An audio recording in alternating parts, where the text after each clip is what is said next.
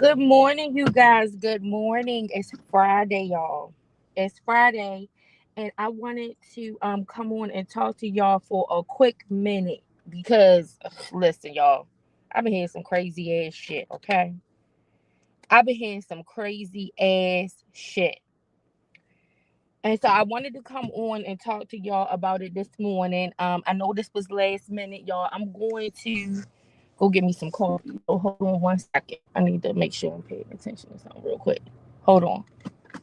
I don't even know. What in the world? Okay, sorry, y'all. Okay, so I've been hearing some crazy mess, right? And one thing about me, I think, like in a conversation, I try to be reasonable and look at all sides of a situation, right? And if I'm gonna pose questions, I'm gonna pose them equally on both sides, where I can see, like, okay, I can see where this point of view is coming from, and I can see where this point of view is coming from. But some things is just completely absurd. And so recently, I heard a mention of somebody suggesting that in a conversation that was speaking about men, women being supportive of men and stuff like that, right? And everybody got their own opinions about what they think support is, what it isn't, what it looks like, how it's supposed to look like and be structured. When it come down to that, for me, I feel like it's individualized to each couple because different couples have different standards of what support looks like, right? And so what we might look at and see as something not being supportive, that couple might be totally fine with it because they have figured it out amongst themselves, right? And we will start to judge something that we really don't understand because we're not a part of that relationship. So that's one thing. But I heard it mentioned about back in the day, grandmamas used to stand by their man, right? And they would stand by him even if they knew he had 3 and 4 families, anonymous families down the street. And they would still get up and stand next to him because they knew their place and they knew their worth. And now all this bullshit that I heard, right? And I was sitting back, my mouth, I'm astonished. My mouth is fucking open because I'm expecting somebody to speak up and say, well, wait a minute, wait a minute. In a monogamous relationship, that shit is not acceptable. It is one thing if in a relationship, y'all have established that y'all like this polyamorous, polygamous, bigamous lifestyle or whatever, and all of y'all agree to that, and all of y'all feel like equal partners in that situation. But if a woman is involved in a monogamous relationship with a man, she should not have to stand by nobody who is having 3, 4, 5, and 6 families down the street because she knows she in first place. This is the patriarchal bullshit that I be talking about, right? And I want to further go into this because when we talk about preservation of Black families, particularly, right? And we talk about the Black family structures and whether or not they are healthy or toxic. This is one of the most toxic things to Black families. This subject right here, right? And the assumption by men that women are satisfied with this type of situation. And it's a lot of women who make men think that they were satisfied with their situation because they don't want to speak up and say nothing. But I can assure you they are speaking up and saying something, okay? They just ain't saying nothing to the men because they playing that role of I'm submissive, I'm going to do what you say. Women are to be seen, not heard, all of that type of bullshit, right? But I can guarantee you that their daughters and their granddaughters, they are speaking. And because men aren't women, they don't realize how these women are speaking, okay? These women were miserable in these situations. Why do you think you have so many fatherless children? You have fatherless children because the women, your grandmamas that y'all talking about, that sat up there and stood next to your pop while he was out here doing this, guess what their rule was? You don't get to go over there no more. You don't get to go see that family. You don't get to go over there with those children no more, right? And as a result, you got a whole bunch of children who don't know their fathers. And as a result of that, you got this kind of bullshit going on. Let me see if I can play this shit. Give me 1 second. Hold on. As a result of that, this is the type of bullshit that comes out of this. Hold on. Give me 1 second, y'all. I want to make sure I pump it up loud for y'all. Wait in the world, man. Up. Hold on, because I want to play something for y'all. So I'm going to have to pull over for a second. Give me 1 second.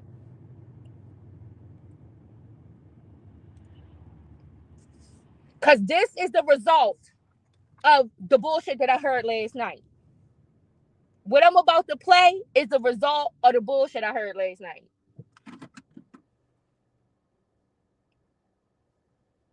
This lady in 2008. Hold on, let me start it over. Listen, y'all. All right, so listen. I met this lady in 2008. We got married in 2011. We had our first child in 2011. We had our second child in 2015. We've been married for 10 years. We've been together for 13 years. We just recently found out we're brothers and sisters.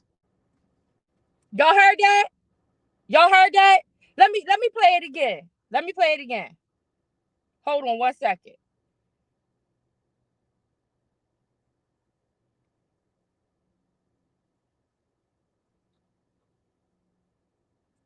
All right, so I met this lady in 2008. We got married in 2011. We had our first child in 2011. We had our second child in 2015. We've been married for 10 years. We've been together for 13 years. We just recently found out we're brothers and sisters. You heard what they said? They just recently found out they was brothers and sisters. They just recently found out they was brothers and sisters. A brother and sister. This is a man and a woman who met one another.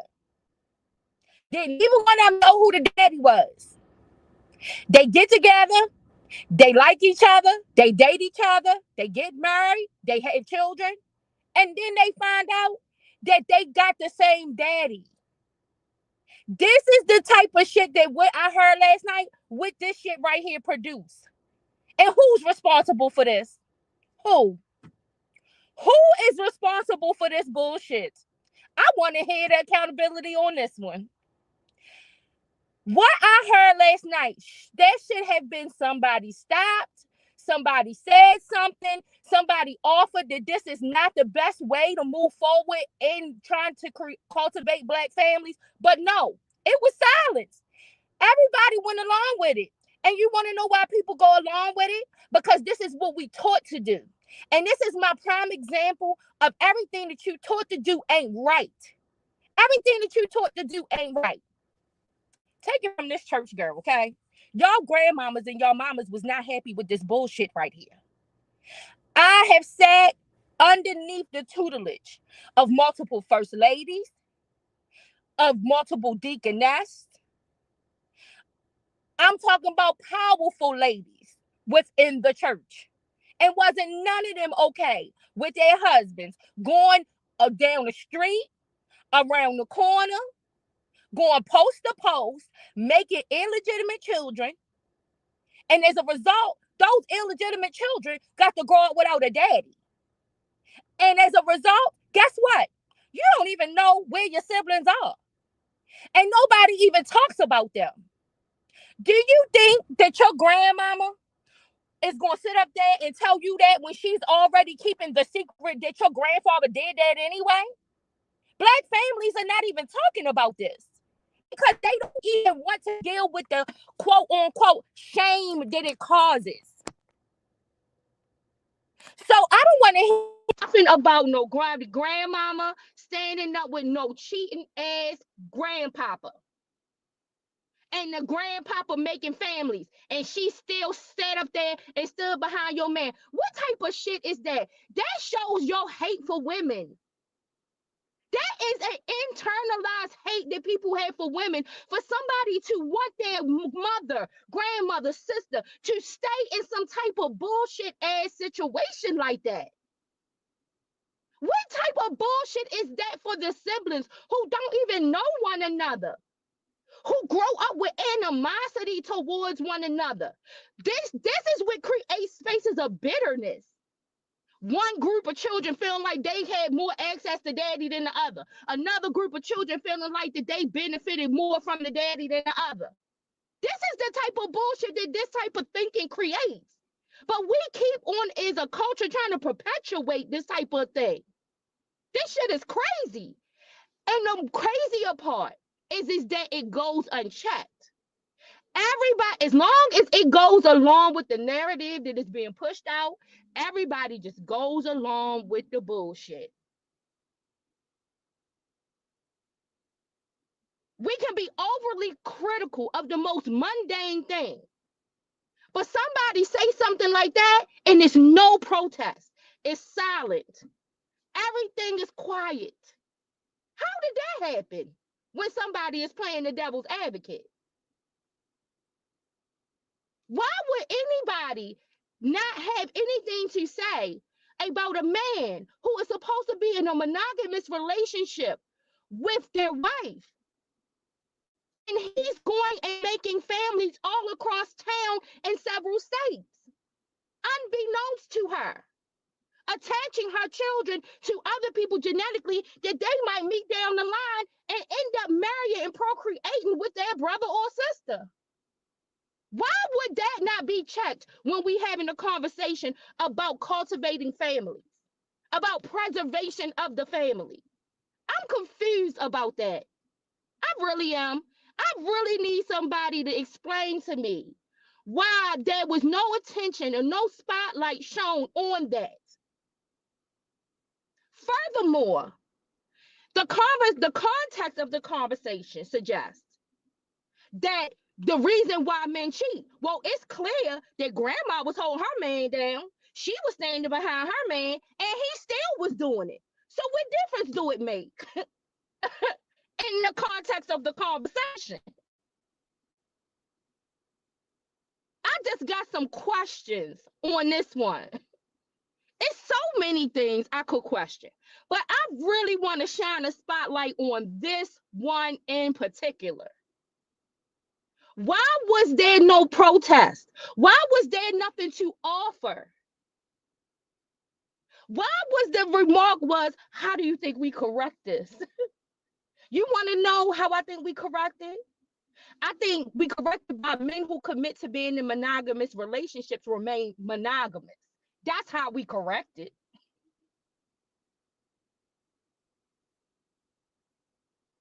I think that we correct it, that when they don't and they go outside of the relationship, that they are honest with their wives and all children and parties involved. Because then you end up getting shit like this. And who's responsible for this?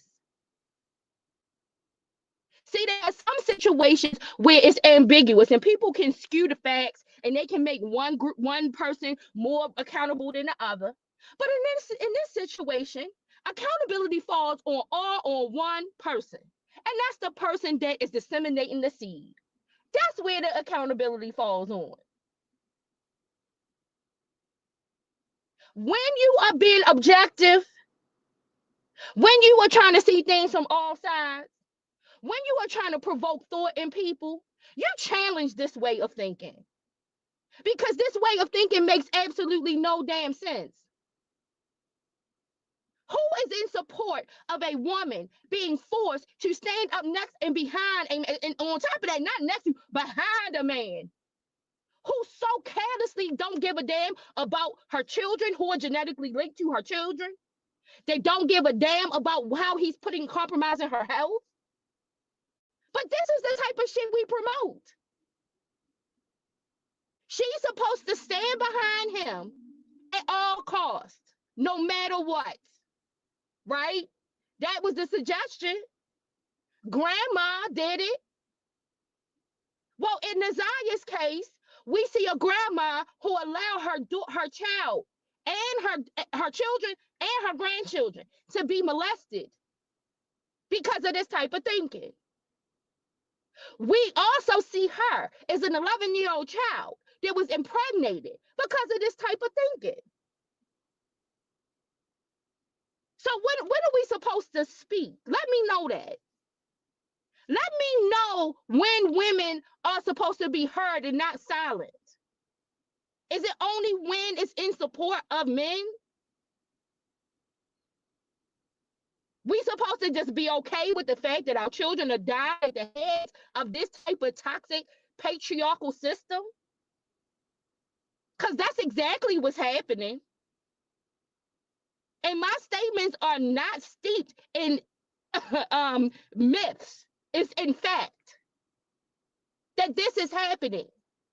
That there are women who are so loyal to their man that their children are dying, that their children are being molested, that their children are being neglected. What I just played for you is a classical sign of neglect.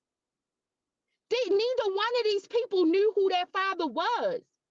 And it is the prime reason why they end up married years later, being siblings, half siblings, because neither one of them knew their dad. And did everyone stop to think that that might be because they was those two of them, they could have been two children who was the product of families outside of a marriage? The same type of idea that last night nobody spoke against?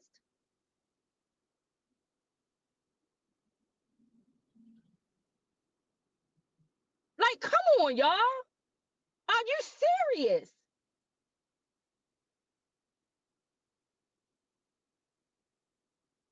I know women across this country who lived in situations just like what was described. But the advice that they gave to their daughters and that they gave to their granddaughters is don't do it. Don't put up with that. Don't make that your position in life. While there are some women that are still perpetuating that idea. And perpetuation of that idea is, you want to know what? It's causing a lot of abuse to go on inside of families, inside of homes. Whether it's physical abuse, whether it's verbal abuse, sexual abuse, spiritual abuse, all of that is going on as a direct result of that way of thinking. Stand by your man at all costs. Good morning, Sir Miguel. How are you doing? That is a toxic way to present that. It ain't no at no all costs, like the woman ain't supposed to have no brain and not know what's good and what's not. This is why a whole bunch of women is covering up a multitude of sin.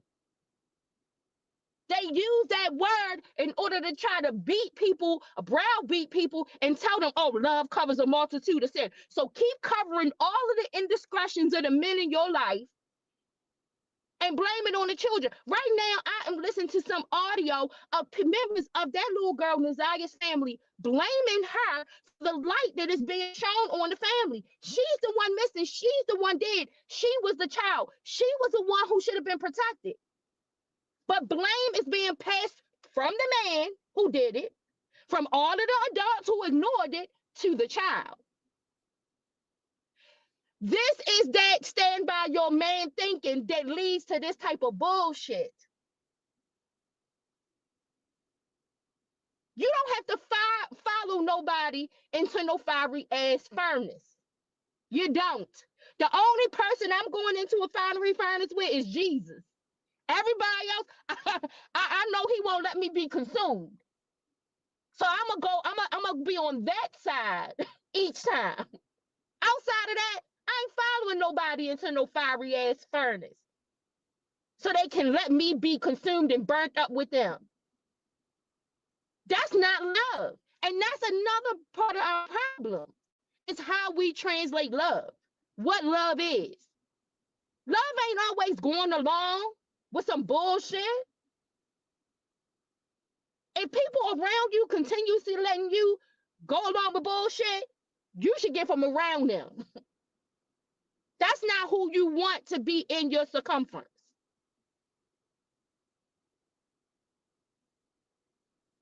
But I wanted to come on and I wanted to speak to that thing last night because I sat and I listened to nobody protest those statements. Nobody made protest about their statements.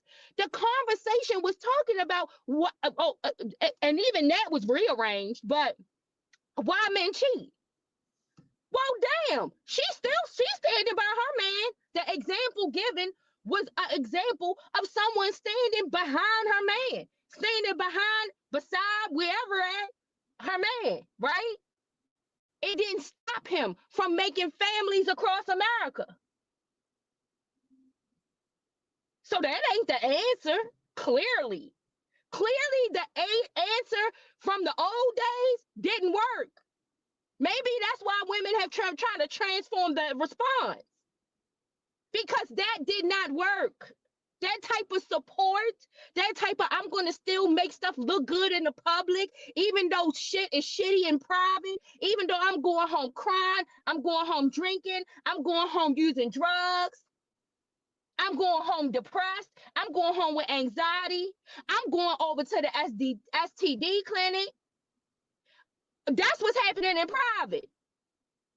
Do you know how many women have contracted chlamydia, gonorrhea, syphilis, HIV, AIDS because they were standing by their man? Because they was ignoring what their man was really doing? Because they was told to be silent, to be seen and not heard?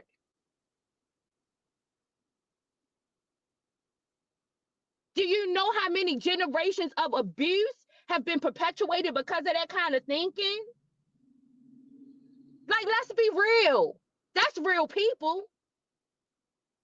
That's real people. These are real situations. This is a real call to accountability.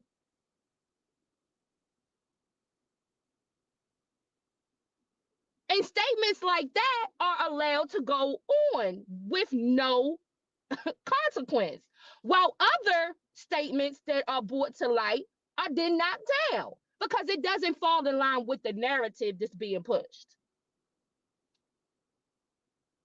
And so this is a call to thought-provoking types of conversations, to check all places where we find these issues that affect families, that impact families, not just one lopsided argument, all of the weight all on one side, because that's what people who aren't biased do.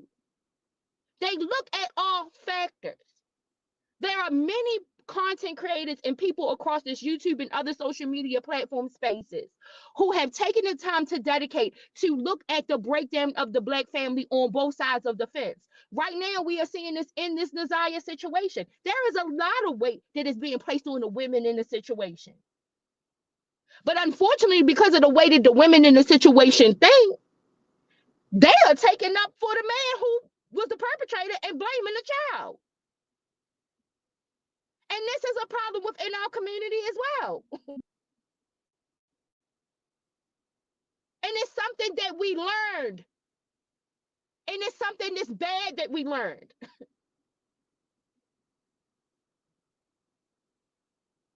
All of that, keep it in the house, keep it in the family. Don't tell your business. Why would you do that? Why would you put your dad at risk of being in trouble? Why would you put your mom at risk being in trouble? Why would you put, if you say this, then your siblings can be taken. All of this pressure being placed on children to come forward when they are wronged. That's something that we was taught. Y'all think that's okay?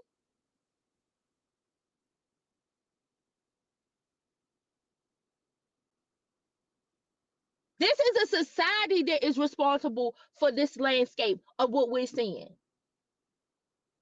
This ain't just one group of people and then not another. Or we're going to all place all the blame on this group and create all justifications on this side.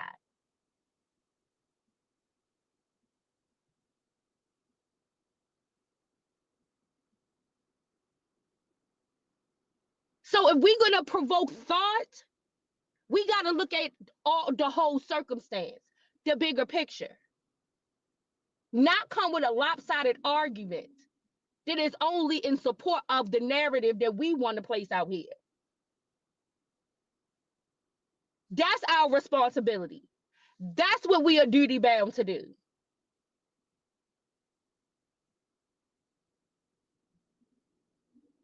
I could not believe that I heard that, and nobody offered any protest to those statements.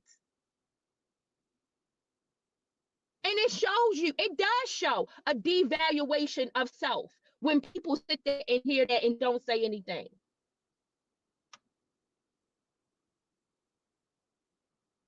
What that is showing people who will look at that is that it is a lot of women who think that they just supposed to deal with that type of bullshit. That's what that demonstrates.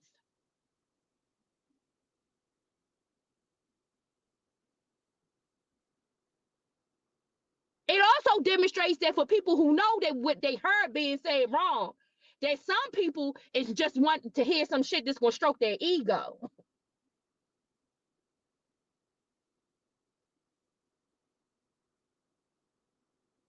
I am completely blown that there was no protest about that particular statement. It's lots of statements, like I said, but that particular statement, I could not believe it. Not in the space where thought is supposed to be provoking.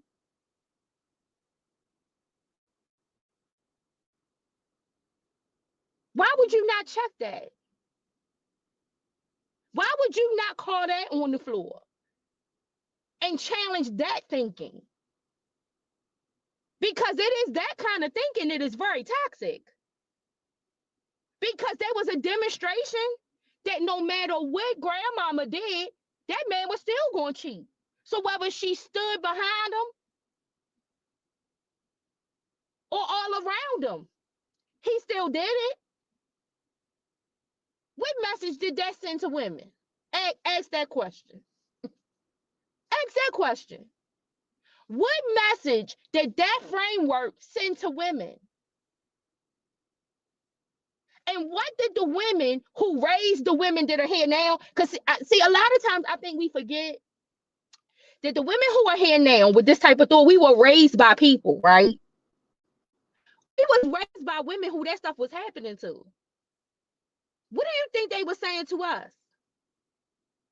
What do you think? What do you think the women that type of stuff was happening to was saying to the women who came from their uterus, from their birth canal, who they labored hard to bring here? What do you think that they offered to us? Have you ever stopped to think that their offering might be a demonstration of what you're seeing now? Do you ever stop to think that they might have been saying, love your man, but don't love your man to that? Love your man, but don't accept that. Love yourself before you love that man. Because see, that's what was the issue with a lot of those women.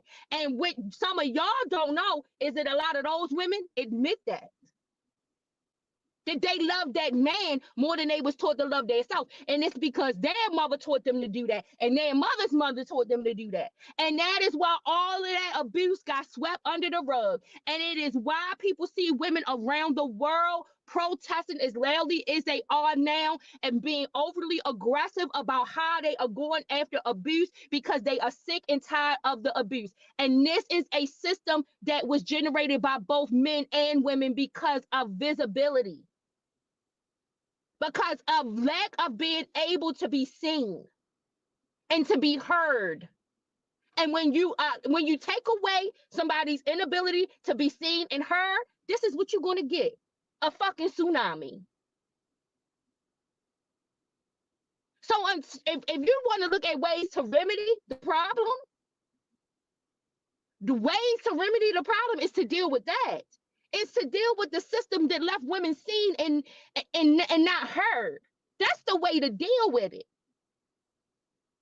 But no, we want to take it back. Just like the coal miners want all the coal jobs back, just like they want to make America great again when it wasn't ever great.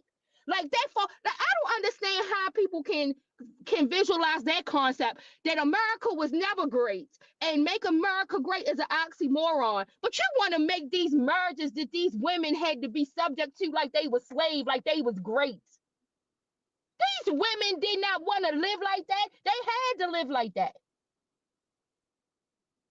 I took you through a history of women in America and how they needed to fight in order to just get custody of their children. The custody that men think that they dealing with today, women dealt with it already. They dealt with it. Because their children was considered property, just like they was considered property. And it didn't matter the race, color, or creed of the woman, whether she was black, white, Latino, Asian, whatever she was property. The children were property. And when they did make it available for women to be able to leave violent, toxic, abusive situations, they didn't make it available for them to take their children.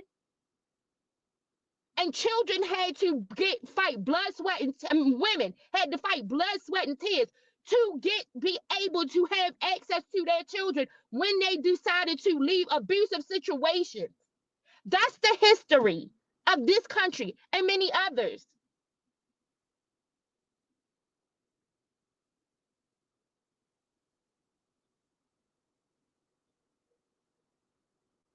But as long as we keep just tossing up all the cards into one pile, we are never going to deal with the situation. Until we can look and check all areas, deal with both sides. And this is why I always say, this is our biggest point of contention. It's not about color. It's not about it's not about any of the things of that, what neighborhood this one live in over this one. It's not about none of those things that divide us. Our biggest divide is between men and women. It is the thing. Hey, Queen Keisha, how you doing, boo? It is the thing that has placed us in this situation that we are in. The real battle is between men and women. And until men and women can try to come to some type of consensus where they can try to talk to with each other with some compassion and love and the understanding of each other's fight, we ain't gonna never get nowhere. And the sad part is that, and I know this because I see it, I see women attempting to try to come to that median. Like I said, you don't get a movement in this country without the support of women, Black women in particular. Most men you see leaders, there's a whole bunch of women supporting them. And you want to know why?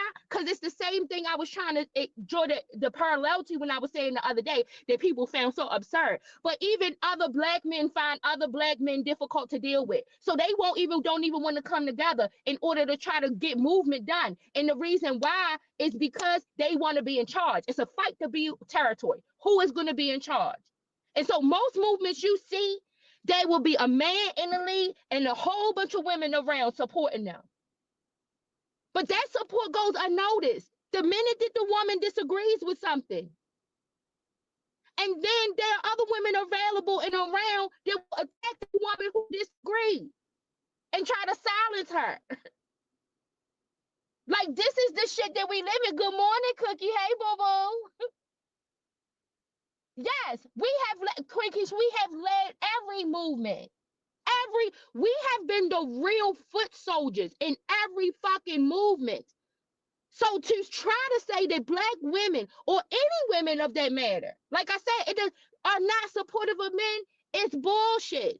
It's only when we won't go along with the bullshit. That's a method to try to whip us back into line, to put us back in place. Don't. You ain't supporting your man. Don't leave your man. So what? He cheated a little bit. So what? He had a family down the block. So what? He gave you AIDS. So what? He over there sleeping with that man. You stand by him. This is shit the women is told. When you watch that movie, what is Queen Keisha and Cookie and Summer Girl? I'm not sure because y'all might know. Hunt for Jesus, Save Your Soul. Isn't that the name of the movie? What was she told? What did her mother tell her? What was she pushed by other members of the congregation to do? All of this shit put on her shoulders, placed on her plate. Forget what he did. Forget his fuck up. Forget where he went wrong. All of that is excused and justified. This is what you supposed to do, and you just do it. This is what women are told. And like I said, because of this way, because of this teaching, because of women being told this, children are dying because of this. They are dying in the homes of their mothers, and their mothers are left to weep and mourn because of their level of accountability with shit. While a man goes off to either he killed himself or he went to jail or whatever the case may be, or if the child doesn't pass away, he does the crime, he ends up getting out, he goes back to offend some more children. This is the type of shit that we see. Like, this is real life. Like, stop lying to yourself that women are not supporting. Women are supporting unto death. Straight up.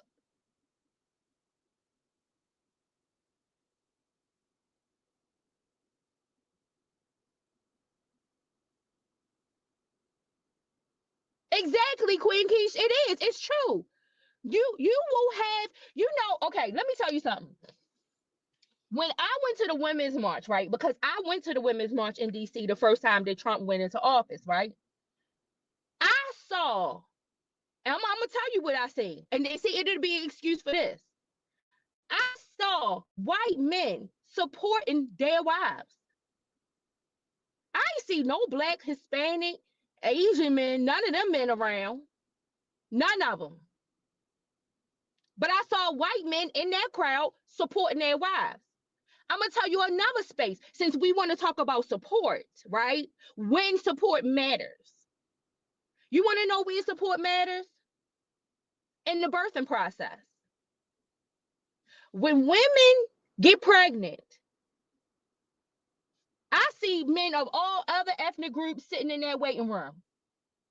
But you want to know who I see sitting in that waiting room alone? Black women. Black men are less likely to attend maternity visits with their wives. They don't know what be going on with the blood test and the imaging. And some of them don't show up for the birth. And all of this greatly impacts the way that the mother is treated. And it also has an impact on your child. If you want to talk about support, not having to ask for support, a woman shouldn't have to ask her male partner to go to the doctors with me. I've been pregnant 4 times. I've worked in a clinical setting where I've dealt with this. I have the educational understanding to understand that Black men do not show up throughout the maternity care of their children. They don't. And that's where support matters. No woman should have to ask you to show up. Do you know that when these physicians, when these hospitals and all of these places that service pregnant women feel like that the woman don't have an advocate, what type of danger they put her life in? But ain't nobody worried about that.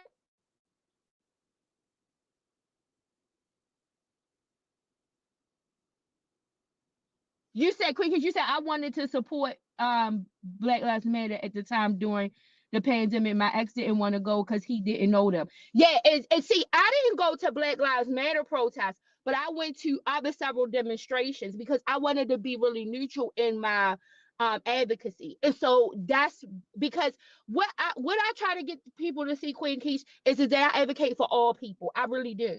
I really do. Correct. I was treated horrible during my first pregnancy, and I was left alone by doctors in pain and by my ex. Got into an argument and left there. Is why I'm not having no. Exactly, Queen Keish. Exactly. Like, we talk about support. A lot of times, people only care about support when it's public, because I don't want somebody to think something. Support starts long before you get to the public. Long before it gets to the public eye.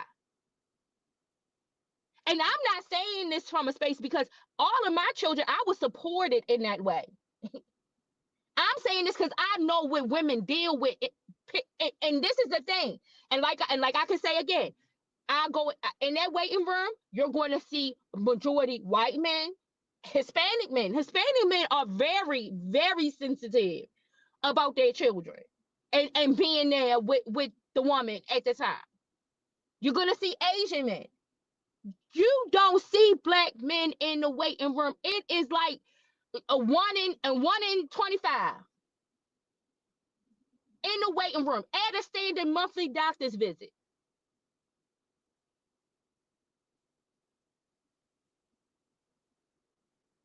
Not to mention, they definitely can ramble off what is going on medically with the woman at the time. So if an emergency occurs and you got to be the advocate, you don't even know what's been going on.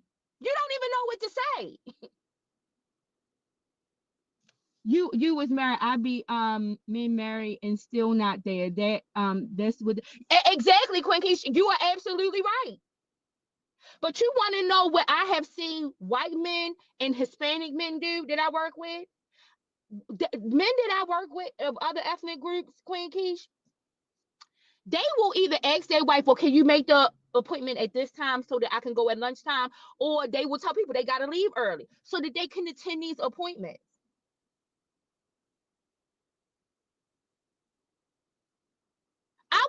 I want to know, and I want a census from black men, because since this is somewhat the focus, and the real statement that was made was is that this is why black men are going to women of other ethnic groups. So I want to get a consensus from black men of how many of y'all attended every doctor's appointment, every imaging appointment, every testing appointment with your partner. And then you tell me who's not supportive. You tell me who lacks the ability to support. Oh, but does that not matter because it's not public? People aren't seeing you. You aren't getting an accolade for it. You ain't getting a reward. The reward is your child. The reward is that mother that is birthing and bringing that child into the world. But that doesn't matter because nobody's seeing it. This is where we have the problem. This is where we have the dilemma. This is where women look at y'all and laugh and say you are a joke when you talk about support. We can move outside of the childbirthing process and move to an area where women deal with medical situations. And you will see women in the emergency room alone when they are dealing with a medical emergency. You will see women getting chemo alone, or one of their children taking them to go get the chemo. You will see women going into doctor's office being delivered bad news alone. But you will see that happening to men.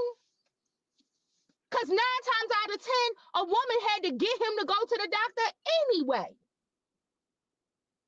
So that's the type of support. that's the support. Where it matters. Right, they don't. The ethnic groups that don't want to be alone either. They expect you to be there. Other ethnic groups don't want to be alone either. Exactly. And see, Queen Keys, this is the thing. And people don't realize that. People don't realize, like I said, that a lot of the discrimination that women, that black women and Hispanic women do receive when getting OB care and maternity care has to do with how they come into their office. If they come in there alone, they already look at them like they don't have an advocate. And so then when those women start to speak up and start to ask certain questions, then they start to get stereotyped. Oh, this is a problematic person. And oh, no wonder the person who got her pregnant is not with her because she's problematic. Like, it's all types of stereotypes that ends up getting thrown onto women that could essentially cost them their lives when they are in this process of giving birth and people are not listening to their concerns.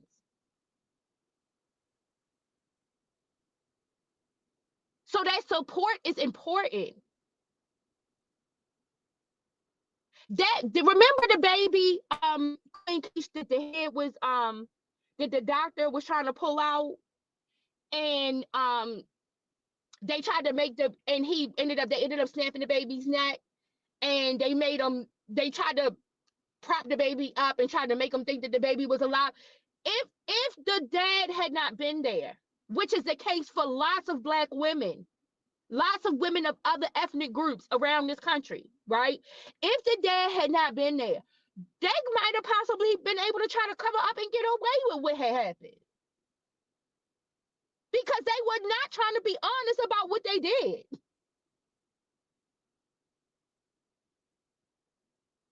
You said right. If he has chemo, he has wife by his side or women. Exactly. And you want to know what? They be by their side, Queen Keish, so much to the point to where even sometimes they be in a wheelchair themselves. They be having to use a cane themselves. They be sitting up there changing their diaper, even if they tilting over, bending over. So I don't want to hear nothing. I know lots of wonderful husbands, right? Excellent, exemplary husbands that their wives don't have not one complaint. And they will do anything for them. And you want to know why? Because they've been good to them. Being good to somebody don't got shit to do with just you taking care of the bills. It's a whole lot more than that. And in that space, it is a lot of spaces where men are deficient because they're not worried about they are not worried about women's feelings. That's the problem. That's why they're so dismissive of them. That's why it's get out your feelings. Do you realize that there is a whole field of ethics that was derived after women jumped into the field of ethics called the ethics of care? Yeah, a lot of them don't even do that. You're right, Queen Keish. But at the least, that's still not enough, even if that is the case. But the field of ethics, care ethics, was developed by women. And if it wasn't for the development of that ethic, writers like Eva Kate, who talked about the ethics of care, guess what? Nobody will be wiping your ass because a lot of men will just let you sit up there in your shit. It's been determined. Why do you think we have such a lack of male nurses? Why around this country men are being incentivized to become nurses? Because men ain't worried about whether this shit get white off of nobody's ass. So when we come to a conversation, yeah, we are going to bring emotion. We are going to bring care. Trying to have me come to a conversation and not bring an emotion, now you asking me to be masculine. now you asking me to be a man. How you can't ask a woman to come to a conversation and leave her emotions at the door. Your opinions should be based on facts mixed with emotion.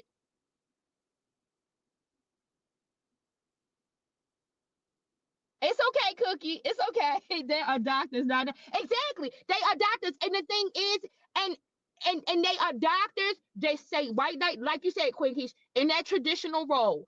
But let's ask this question: why do we have a scarcity of Black male physicians?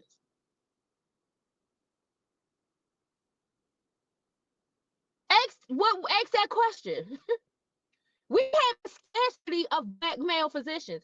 If I dare anybody to go into their insurance portals, right, and populate and look for physicians, you can look for it. Doesn't matter. Definitely don't look at specialty, right? Definitely don't look at specialty. But go in, because if you go into specialty, it's going to be even lower. But just sort your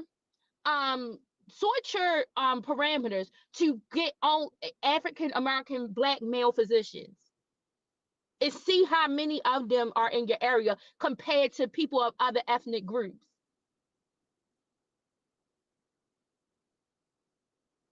This is what I mean, like, but participation in systems of care. It reflects in the population. It absolutely reflects in the population. But like you said, Queen Keish, you said I had a Black man doctor. I know. Okay, so I'm trying to think. So y'all know I have a lot of physicians because I deal with chronic illness. So I have a lot of physicians. I don't have a Black male doctor, period.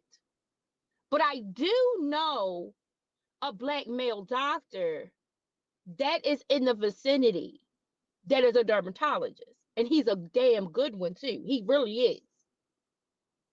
But if I was to go, and most of the physicians that I have are by a certain design, right? So it ranges, their ethnic groups range, right? But I can say I don't have not one black one. I can say that. And it's not for my lack of me not wanting one. One time I was on the brinks of having a black physician, and then she wasn't accepting any more patients. And see, that's another problem, Queen Keish. A lot of black physicians cannot even accept no more patients because their patient loads is so high, because people are looking for black physicians and cannot get them, cannot find them, or the wait is too long because there is not a lot of them. You said it was a while ago. I have two, a white woman and a black woman now. See, I have a mixture of men and women, and then they range from different ethnic groups, but none of them are African American. And like I said, the fact of how high in demand African American physicians are lets you know how scarce they are in a lot of situations, because they can't even take on new patient loads because of the demand for them. Like, it's a dermatologist that I did some freelance work for, right? And she's black. I mean, one of the best dermatologists in this. She has gotten the best. She's been in magazines as like the best dermatologist around the country, right? But she does not, now she's not even taking insurances, so she only takes, because she's nearing the end of her career, number one, and she's worked up her patient load to the point where she's not wanting for patients, she's not looking, and she does a lot of cosmetic stuff now, and she wants to dedicate more of her time to doing that.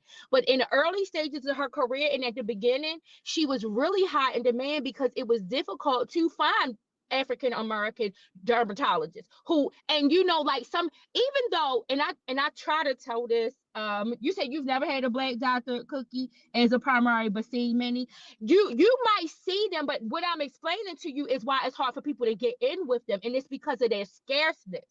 Black physicians are scarce, and that is something that people can research and find out.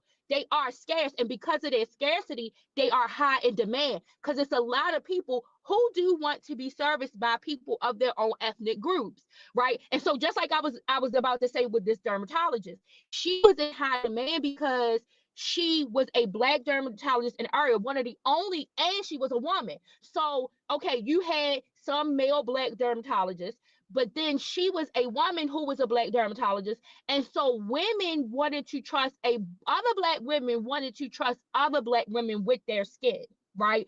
And so because of that, it creates this high demand, and because of that high demand, they cannot always take on new patients. This is why you'll see physicians shut their new patient list, like they won't be accepting new patients, and say this physician isn't accepting new patients. They, in the case of the black physicians, a lot of them have this situation where they cannot accept new patients because they are scarce across the board. So you have this issue, and it's not enough people going into the field to meet the supply, to meet the demand. I mean, not enough supply for the demand. So you have them spread thin across. So like I said, a lot of them end up having to shut off their new patient list because of that. But my point in it is that black men are receiving all types of incentives to go into fields where they can be utilized, like becoming nurses, because black men should help to care for black men in the end stages of their life and stuff like that. But black men are not going into those jobs. Just like male teachers in general are being incentivized to go into the school system, because there's also a lack there. So when you talk about all the systems of care, and then you want a woman, you really asking a woman to come to a conversation and don't bring emotion to, is that what y'all really want? Because is what you really want?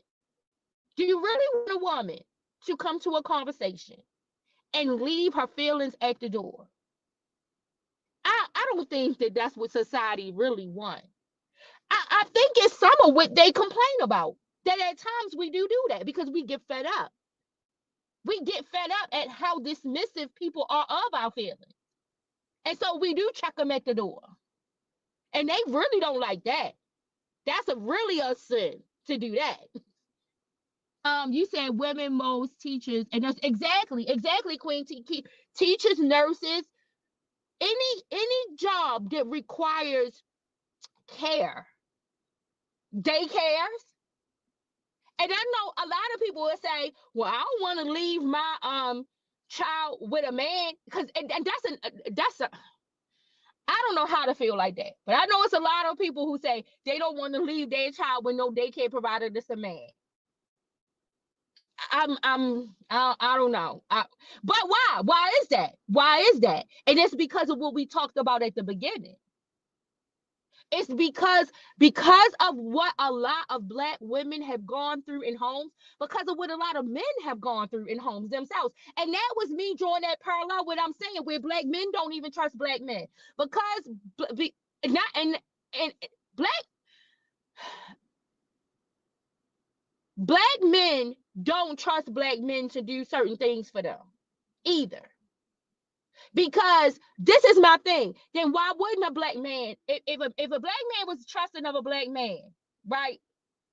You said I feel most men are living in the wrong country. Yeah, Cookie. It does seem like it, right? They want to live in the authoritarian country, right? I don't know what this shit is about, but like you aren't going to see any men going out and chastising women and saying, "Oh, well, why don't you feel okay leaving your children with Pete or with Tom or with Harry?" In their mind, they already have an apprehension about leaving their children with Pete, Tommy, and Harry. And Pete, Tommy, and Harry might not do anything. They might be fine. It might not be anything wrong, but it is because of the experience that I was talking about before, of why both men and women are apprehensive about men holding position and doing certain type of jobs. Yeah, women do abuse, and a lot of times we discount that fact, and that is also something that men discount, because like, look, I was speaking to people about Queen Keisha about this situation with Jarvis, right?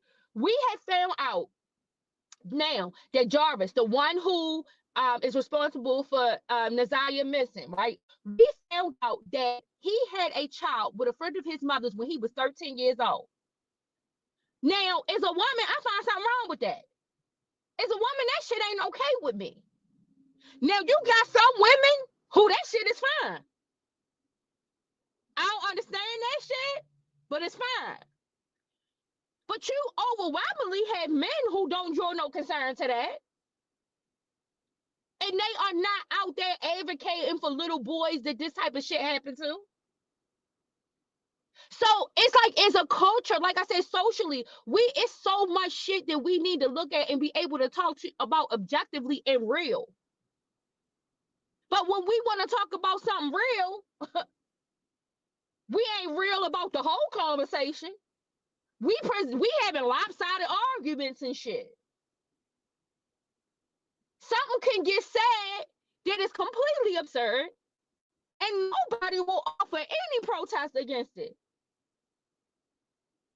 I'd be damned if I'm going to sit around in any conversation that justifies my grandmama standing behind my grandfather when he is going out spreading his seed around the country to several families, and I'm going to honor her, and I'm going to congratulate her, and I'm going to put her up as the epitome of the great example, right? Because she stood by her man. Especially in a conversation where you trying to talk about, oh, well, men cheat because the Black woman don't support, but then you give an example of a Black supportive woman, and then the man did the same thing any damn way. Like, how did that go unchecked in a non-biased conversation, in an objective conversation, in a conversation where thought was being provoked? How did that not go checked? Why was it quiet? Why was it silent? Why was it a whole bunch of and agreements? Why did that happen? And I want to know, and I'm really perplexed on how did that happen with other women in the room? Nope, nobody saw nothing wrong with that. Nobody saw anything wrong with a man who is telling this woman that he is in a monogamous relationship and he's going around spreading his seed all down the street, around the corner, up the block, making children that don't know one another, but going to school with one another. And they holding that up as the example for women of how to stand by your man. Really? That's what we doing? That's what this is? I'm confused. Nothing was said. You didn't hear it. What it must have been was that they didn't hear that. They must didn't hear it. I don't remember that being said. That's what's gonna be the excuse. Like, this is insane. This is so insane. And I'm never gonna understand that. I know that that's what happens, but I'm never going to understand that. And I have been raised by women with things like that have happened to them. I have been raised by women with things like that didn't happen to them. But the one consistent thing that I got from all of those women that I was raised by, and you better believe it was a lot of them, because I tell you, I am a convention baby. Don't make me go get the old ladies in the church. I have been in an airport and it be old ass women who come up to me and hug me that I don't even remember, but they remember me because they remember me as a child. Right? I have been raised by a lot of women, and I'm telling you, them women wasn't okay with that shit. They wasn't okay with that shit. And you want to know what was the result of them not being okay with that shit? Us. We are the result of them not being okay with that shit. Because we was raised by somebody. Why y'all sitting around talking about what these young women are doing nowadays? Us women, we was raised by somebody. And those somebody's told us, look, I done dealt with this shit, so you don't have to. That's what those women told me. I live this shit so you don't have to live it. I did this and bust this door down so that you don't have to take that bullshit. That's what those women those women that y'all talking about, that y'all are so praising, that y'all, they stood by that man at any cost. It didn't matter how demoralizing it was. They raised some women. We are the women. It's us.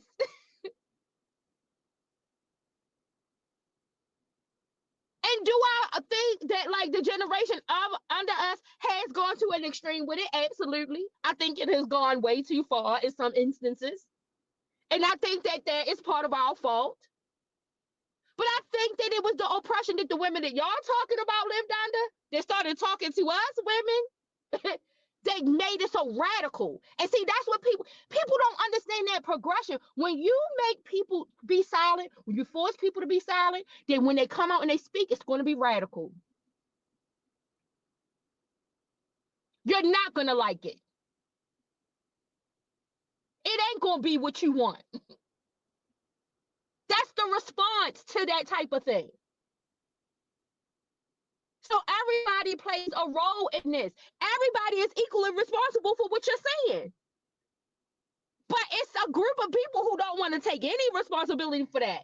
And they just wanted to go back to where grandma just shut up and let Pop go down the street and fuck Miss Johnson and have 20 children with Miss Johnson.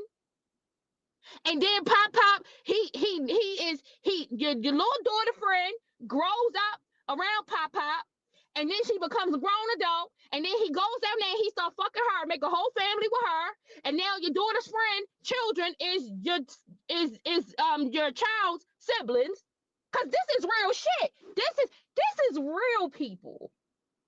This the real shit. If we really if we want to talk about the conversations people don't want to have, this the shit people really don't want to talk about. Because when you talk about this, it makes you break some code. It makes you break some cultural codes. And that's why people don't want to talk about the shit. They want to go on like it don't happen. And they want to try to present the perfect situation, like that apple off of the fruit of the knowledge of good and evil, right? Oh, it looks so good. It looks desirable for them to eat. So they want to eat from that apple, right?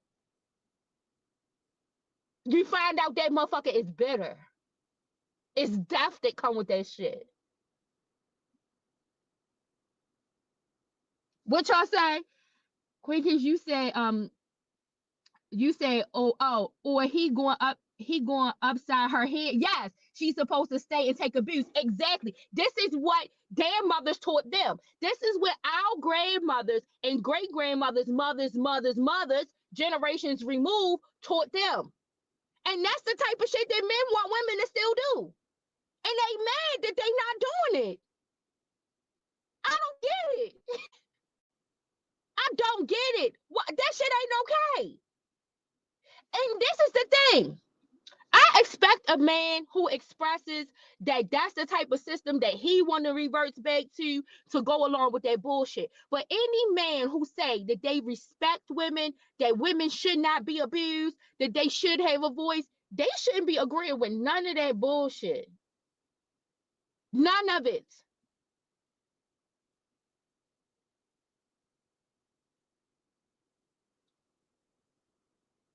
Yes, it only feds exactly, and that's Cookie. That's the thing. That's what we understand. That's why when it come down, I'm gonna tell you one thing. When I speak about my grandmother's experiences, the experiences of my grandmothers or my mothers, my aunts, stuff like that, I try to speak about them with no judgment because that was what they knew. Also, in some situations, that might have been the best outcome for them. That don't mean that that's the best outcome for a generation. That's not the advice you're going to give to a generation.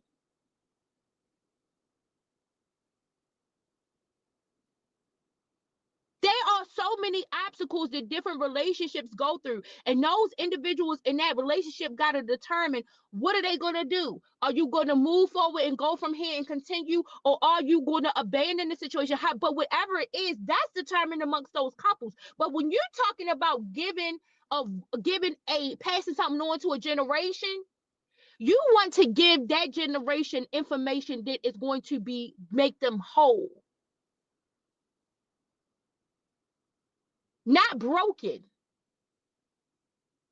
And to give broken advice to women that they should tolerate such foolishness is absolutely ridiculous. Not off the cuff.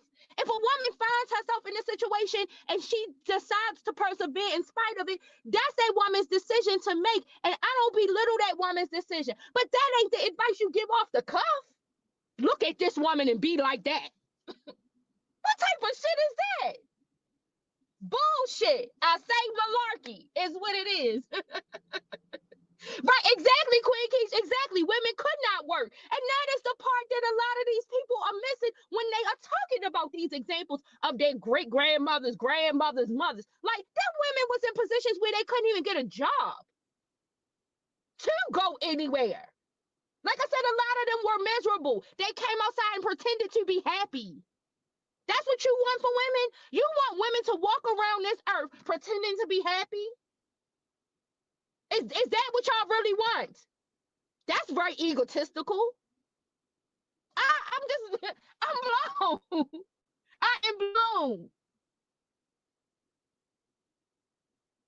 I don't get it. It's only fair to understand each story if you choose. Exactly, Cookie. And that's what I mean. We understand these stories, but we don't hold these things up as an example. A lot of us are grateful when, I was telling people that I read this book. What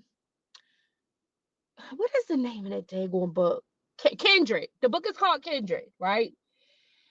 And in the book Kindred, only people who hasn't been through real life situations, you will not have the compassion of. Exactly, Cookie. And the thing is, from your real life situation, you pass on better advice to the coming generations. And the advice that I'm hearing is telling people to stay to deal with abuse. At all, it don't matter. Just stick in it and deal with it.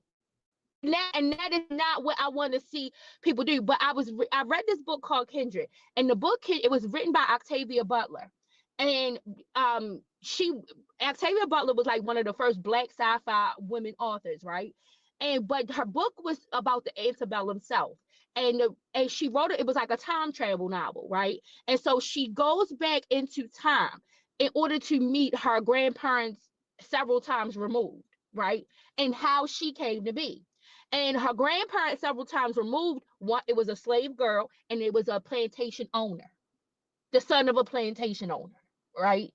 And there was a rape that occurred. And that rape is what started how she got here. And so, with her knowing this information, she time traveled back into the past and said, okay, what would I change this? What is my ethical obligation? But my ethical obligation could get in the way of my determination, self-determination, right? Because if I let my great-great-grandmother several times removed know that she is about to be raped by my great-great-great-grandfather several times removed, right? I might not come to be. So we honor how we came to be, but it doesn't mean that we continue in those traditions that created the toxic situations to begin with.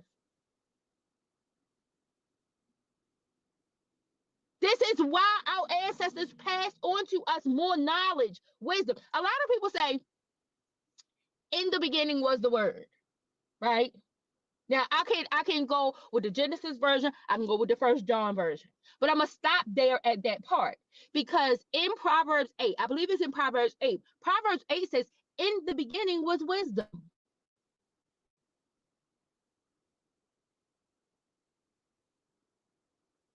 Wisdom was here in the beginning.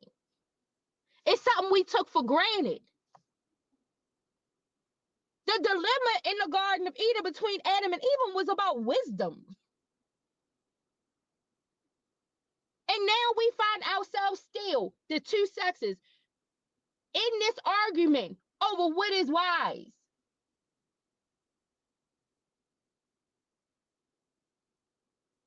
We are still arguing about this to this day.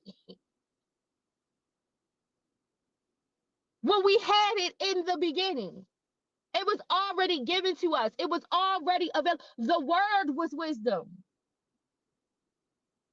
The wisdom was word. And now we fighting because we wanted to know the knowledge of good and evil. Now we fighting over what's wise. What is the wise thing to do? The wise thing to do ain't to tell no woman to go stand by her man who's planting seeds all over this damn place. Now, if a woman find herself in that situation and she decides to stick by her man in that, that's her choice. But that don't make that the standard. Don't make that a norm.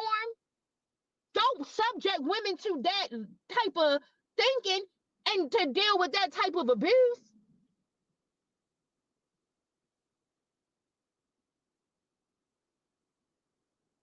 I don't know. Maybe it's just me.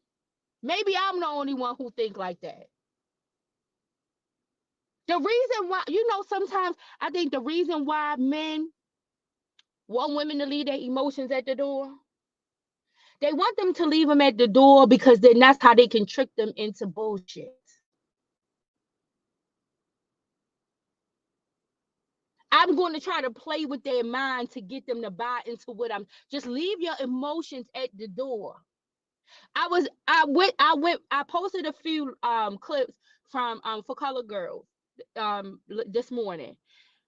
And in those clips that I posted, at the end of that movie, for anybody who's seen it, they know when they do this thing where they are talking back and forth to one another, and the women are saying, "My love is too good for you to throw in my face. My love is too confident for you to throw in my. You're not gonna throw my love in my face." And so a lot of men want women to leave their emotion at the door because they want to be able to throw it back in their face and then redistribute it to them the way they want it to be.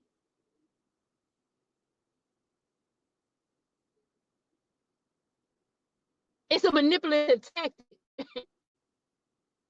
Just what I'm about to tell you to say, but just listen to me. Leave your emotions to the side and just listen to me. I listen to. Listen. I've be having so many of my people send me so much shit because they be wanting to talk to me about situations that they in. But I have one scenario. I have a person who is very dear close to me that I love to death, right? And she sent me her partner recently cheated on her. And she sent me the recording of what he was saying to her. And I so wish I could play that shit for y'all, because if I could play that shit, y'all would hear how diabolical this bullshit is. It's disgusting. It is absolutely disgusting. And on top of that, the person he was cheating with, she didn't know nothing about my cousin like that. So the person that he was cheating with, she sent my cousin a conversation that he was having with her, and my cousin said, y'all, I swear to God, I wanted to go kill a motherfucker. I really did. I really did. That shit was terrible. Everything was the fault of both of the women. Nothing was his fault.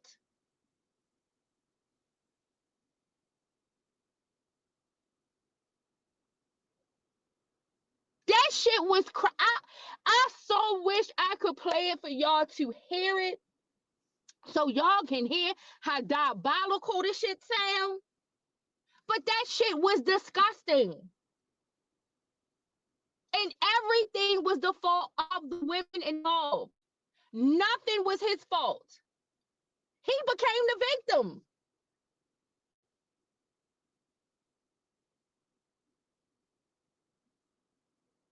But then it's women doing that emasculation. No, I think men do a perfectly good job a lot of times at emasculating themselves.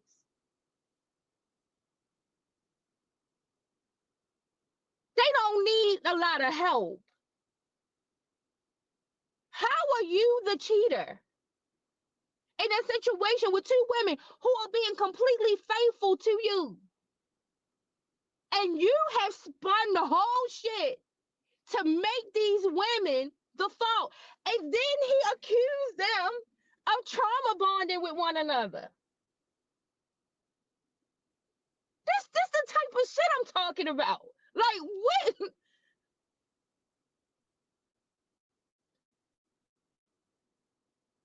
This is some bullshit.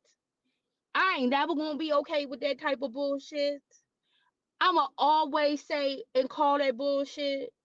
And when I realize that people don't give a damn, that all they doing is talking about a bunch of bullshit, I'm gonna hit the road, Jack. That's all I could. Because it's like some things nobody gonna listen. When I talked about shaking the dust off my feet and keeping it moving, that's what I mean. Like sometimes you could say something, people don't hear it. You just let it go. Just let it go. But I'ma say it. I'ma say it once.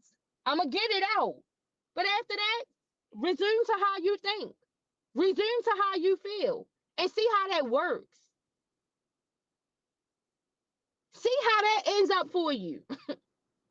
Because I don't have no power to force anything or anyone to do that. I don't have any control over anything else that anybody else does. But I will posit how I see objectively the situation, how I feel about the situation. But after I do that, that's it. That's all that can be done.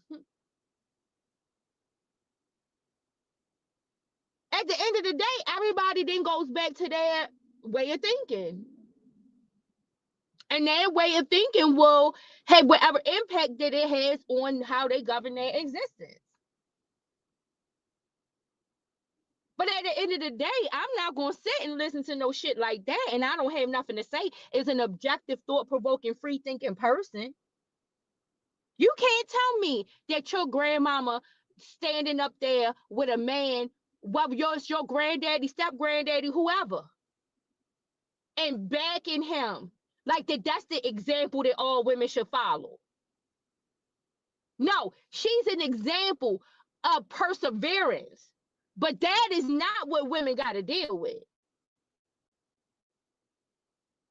And then a lot of people don't even know that their grandmama who was doing that It was a lot of bitterness in her. And like I said, it is the reason why there's a lot of fatherless children out here. Because with some people don't want to admit by their grandmama doing that there was children who did not know their fathers.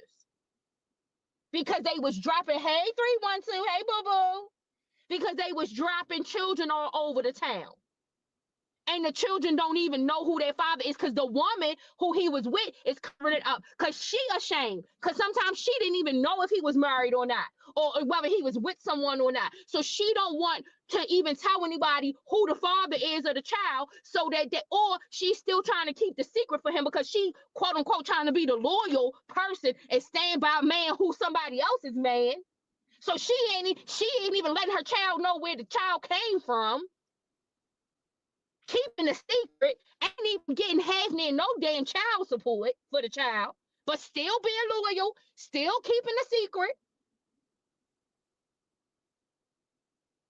This is what we see.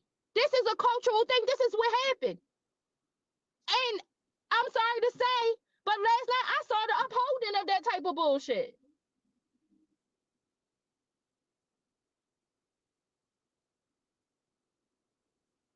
Some of the grandmamas that were standing by the men doing that shit, they wanted the man, but they did not want acknowledgement of the child. They wanted to keep the man. So them children went without a daddy. Their children went not knowing that they had siblings other places.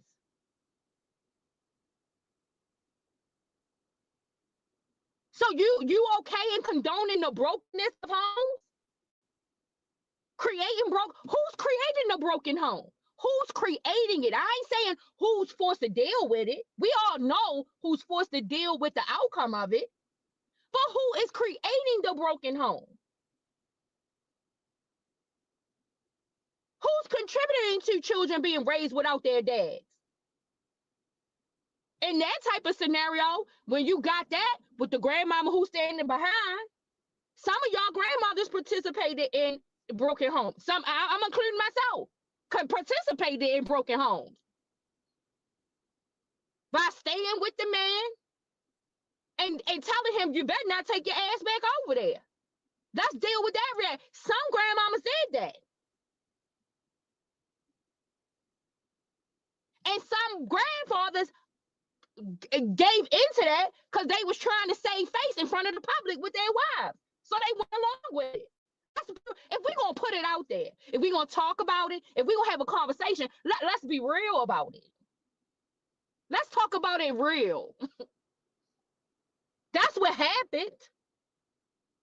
That's why this happened. Let me play it again. That's why this happened. Give me 1 second. That's why we got this. Some of y'all came in. Hold on. Some of y'all came in after I played this. But this is how this right here happened. Hold on. I'm trying to get back in there, y'all. All right, so I met this lady in 2008. We got married in 2011. We had our first child in 2011. We had our second child in 2015. We've been married for 10 years. We've been together for 13 years. We just recently found out we're brothers and sisters. Y'all heard that? That's how that happened. That's how that happened. They met, they dated, they liked each other, they decided to progress on, they get engaged, they get married, they have children, and then they find out they had brothers and sisters. Because of that bullshit that was upheld that I heard. Grandmama know. It's 4, 5 other families around the corner. They pop, they put his penis into the woman and made. But she still stood beside him, though. That's the type of families we want. That's the type of woman we want to see. This, what the fuck we heard? This is what we got. This is the type of thinking that is out here. Just like these motherfuckers that think America will be made great again. This is the type of thinking that makes people think America is going to be great again. I'm telling you. This is the state of the world. This is where we live. Y'all, I spent so much time talking to y'all. I had fun with y'all today. Thank y'all for coming in. I do gotta go because unfortunately, due to some of the new things that have happened this week, I got a whole lot more work to do. So I do need to do that work. I had came out here so that I could grip me some coffee. I wanted to talk to y'all about that really quick. I love y'all. Y'all have a good weekend. I will talk to you soon. Leave your comments, questions, concerns, suggestions in the comment section, and I'll talk to you guys soon.